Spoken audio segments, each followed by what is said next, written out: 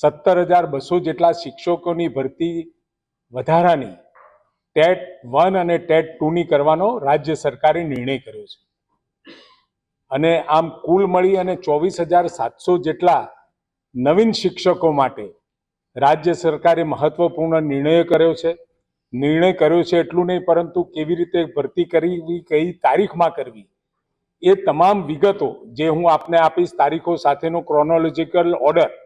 આપણે આ જે ભરતી કરીએ છીએ એમાં જે પ્રિન્સિપાલ છે એટલે હેડ શિક્ષક છે, હેડ શિક્ષક હાયર એજ્યુકેશનમાં ઉચ્ચતર માધ્યમિક, માધ્યમિક, અપર પ્રાઇમરી અને પ્રાઇમરી એમ કરી ઉપરથી લઈ અને નીચે સુધી ભરતીનું આખું કેલેન્ડર આપણે જાહેર કર્યું છે. ટેટની પરીક્ષા માટે 2023 સુધી જેટલી પરીક્ષાઓ લેવાઈ છે એ તમામ પરીક્ષાઓ માન્ય ગણી અને આ ભરતી કરવામાં આવશે.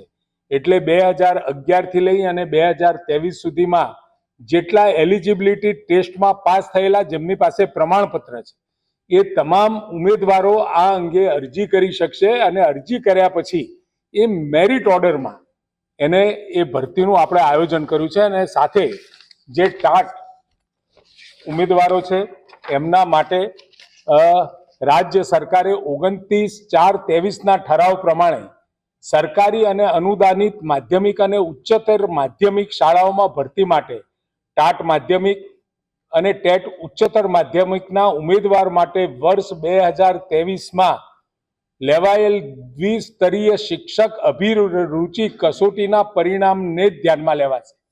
એટલે ટેટમાં 2011 થી 2023 સુધી જે પરીક્ષાઓ લેવાઈ છે એ આ ભરતી માટે માન્ય રહેશે. જ્યારે ટાટ માટે આ 2023માં લેવાયેલી પરીક્ષાઓને ધ્યાનમાં રાખવાનો સરકારે નિર્ણય કર્યો છે.